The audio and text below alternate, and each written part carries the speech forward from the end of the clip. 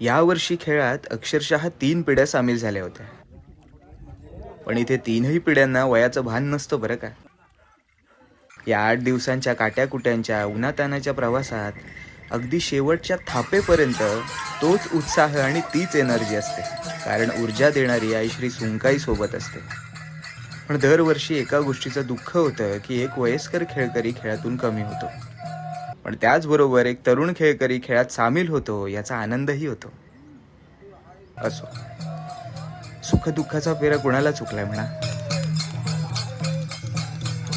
ही पिढ्यानपिढ्या चालत आलेली परंपरा अशीच अविरतपणे चालत राहील यात काही शंका नाही. पण गाव सोडून मुंबईत राहणाऱ्या प्रत्येक तरुणाला माझं आव्हान आहे, निदान एकदा तरी आपल्या गावी जाऊन आपली परंपरा जपून बघा.